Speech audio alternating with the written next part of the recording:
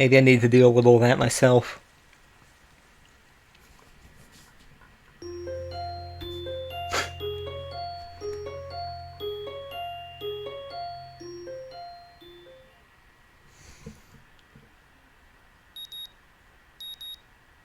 Alarm clock.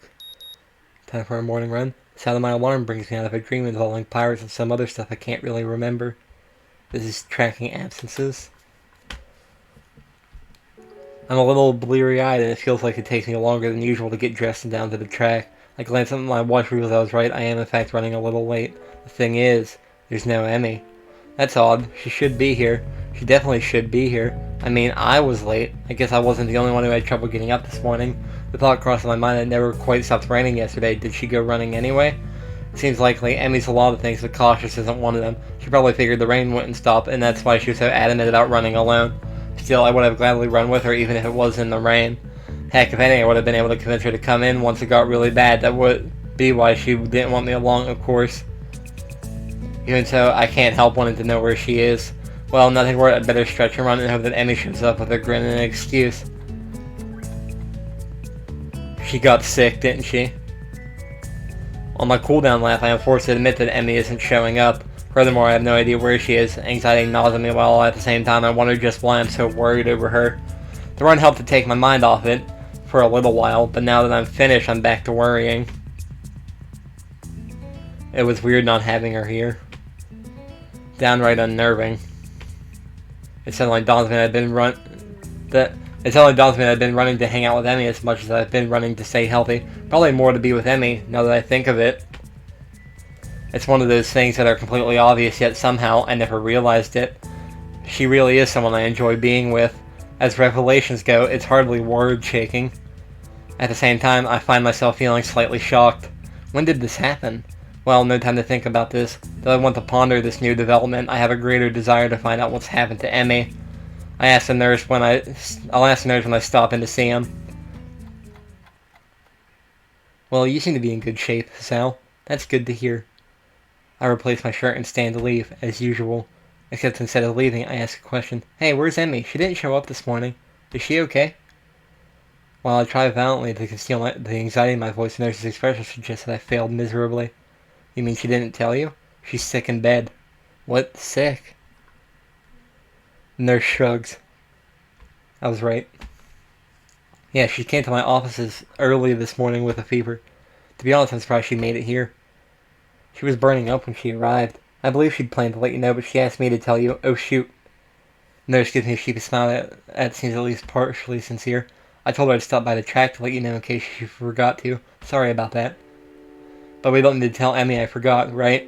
I return the nurse's smile with a devious one of my own. Oh, of course not. This is fine blackmail material.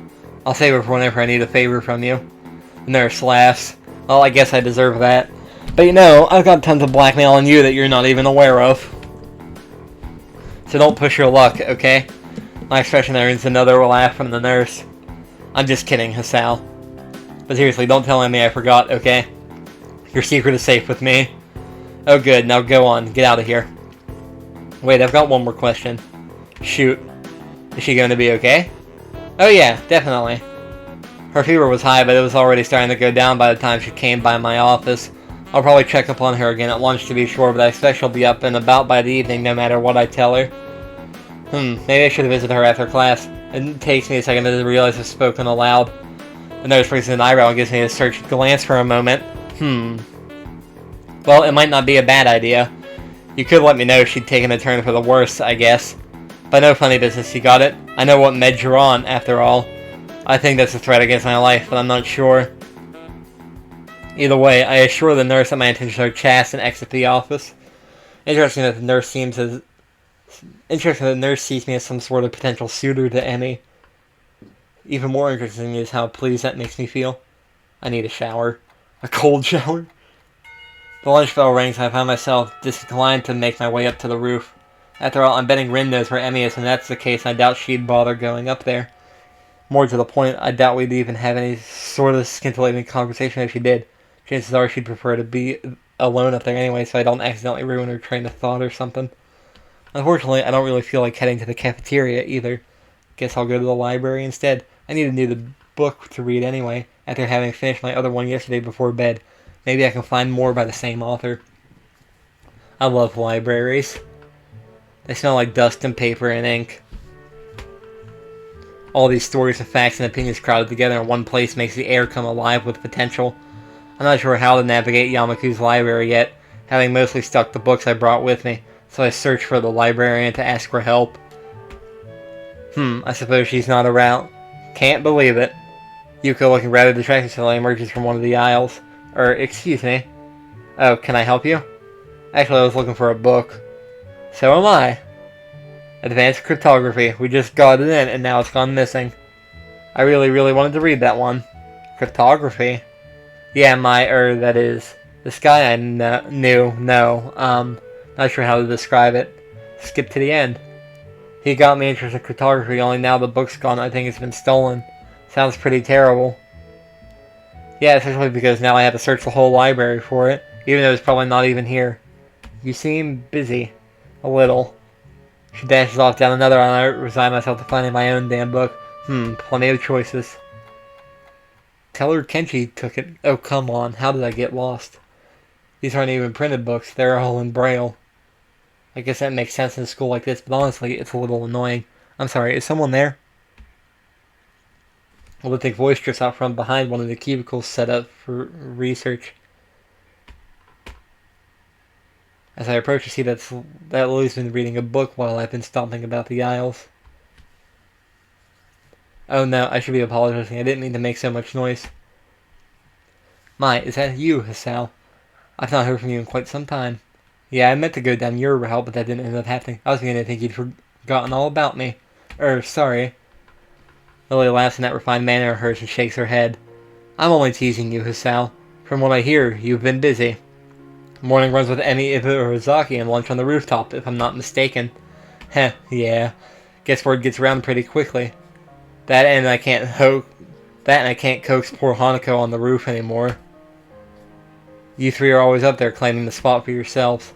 She chides me gently, though it's pretty clear she's just teasing me again. Still, I feel an odd need to apologize. Sorry, we could eat lunch somewhere else if it's a real problem. Oh no, I wouldn't worry about it. Hanako and I have other things to do at lunch too, such as read in the library, as you can see. Oh, Hanako's here too? I didn't see her. Lily smiles a bit, I think enigmatically. Oh, she's around here somewhere. I think that's how you say it. What is this song? I don't think I've heard this one. Concord? It sounds nice. Enigmatic. Enigmatically. Difficult to interpret or understand, mysterious. Oh, she's around here somewhere. But I'm surprised as how you're in here instead of up there. What brings you to the library? Well, Emmy's ill, so there's no lunch on the rooftop to keep me occupied. Lily raised an eyebrow at my statement before giving another chuckle. My, poor Rin must feel left out. It's not like that. But I'm sure it isn't. Emmy tends to be the life of whatever group she's in. It's a shame to hear she's fallen ill. Will she be okay? Somehow I get the feeling that Lily's just inquiring out of politeness, but I respond anyway. The nurse thinks so, so I'm going to swing by and see how she's doing after school myself. Another raised eyebrow. My, what a noble gentleman you are, Hisao. It's nothing, really, just checking up on my friend, after all. So it's just friends, is it? How disappointing. I blush, glad that Lily can't see. But somehow she knows that I've been flustered by her comment anyway, and laughs. I'm sorry, Hisao, I'm teasing you again. Maybe this is silence. Please do tell Emily that I hope she feels better, won't you? I glance at my watch. Reveals I've very nearly all the time to find my book. Of course. Hey, I've got to find a book before lunch is over, so I'd better get moving. See you later. That was probably not the best phrase to use. Lily, however, takes my gaffe in stride. Until we meet again, Hisao. I never do find the book I was looking for, but I walk out with something else instead. My stomach growls slightly, letting me know that I should have had something for lunch. Oh well. I'll grab something before I visit Emmy later. It seems as if time has decided to slow down for the express purpose of annoying the hell out of me. Class feels like it drags on for ages. I suspect that my being consumed with worry probably has something to do with it. Blessedly, the bell rings. I dash out of class, drawing a few raised eyebrows, I'm sure. I have spent the majority of the day fretting as unobtrusively as I could. Even though the nurse thinks that Emmy's perfectly okay, I want to see for myself. It doesn't take long to get to the girls' dormitory and make my way to Emmy's room. Standing outside the door, I suddenly pause. What if she's resting? I'd hate to wake her up, especially if she's still feeling ill. Then again, if she sleeps all day, then it could throw off her sleeping schedule. But rest is important if you're ill, isn't it? I can't decide what to do, so I settle for standing outside the door looking like an idiot. Then I hear Emmy's voice from behind the door. Thanks for your concern, but I really am okay. Is she talking to me? I'll see you at practice tomorrow. Guess not. Still, clearly she's not asleep, so I can knock without worry. So why this clenched feeling in my gut? I wasn't nervous about dropping by the other day, so why today? Granted, I still haven't really had time to figure out this newfound interest in Emmy's well-being. I don't have a lot of experience in the matter, of course, but certainly this seems to go beyond feelings of mere friendship. But could I take that step? Could I even bring myself to risk what I have right now? I mean, it's enough to be friends with her, isn't it? Either way, shouldn't I just open the door and see how she's doing? That's why I came here, right? What if she's not dressed yet? The image that flashed through my mind caused my heart to skip a beat, literally. I should probably not ever think those thoughts again, now that I want to avoid a heart attack. I suddenly realize I'm still standing in the hallway looking like an idiot. Amy still seems to be in the middle of a conversation, but I knock anyway. Hopefully she won't mind the interruption. You worry too much. Come in! The door's unlocked. So it is. I open the door and step in, which is about where my thought process comes to a grinding halt.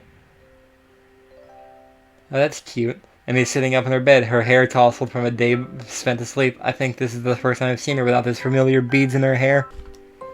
Her gym shirt and bloomers, obviously hastily pulled on before I came in, are creased and folded from much less than proper storage. Her legs lay bare on the sheets. Oh, we can actually see them this time without the things. I've never seen Emmy without prosthetics before, yet here she is, on her legs terminating in stumps just below her knees. That's what they are, prosthetics. I just said things. As odd as the sight is, I find myself more captivated by everything north of the waist. It seems that Emmy had finished her conversation with whoever was on the phone with her, and is now watching my reaction closely out of her one open eye as she wipes sleep from the other.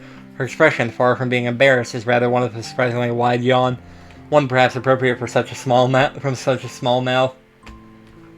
I grin that for a brief moment seems to have a flirtatious tugs at the corner of her mouth as she takes the sight of me in. I can do nothing but remain in a state fluctuating between fear, confusion, and not a little bit of lust. Emmy hastily sweeps her hair out of her eyes, fixing it back into place before addressing me. You seem a bit caught off guard, Sal. A wave of laughter erupts from her, and I find myself grinning and rubbing the back of my head ruefully. Sorry, I've just never seen someone so disheveled look so attractive. Never seen you without your legs on.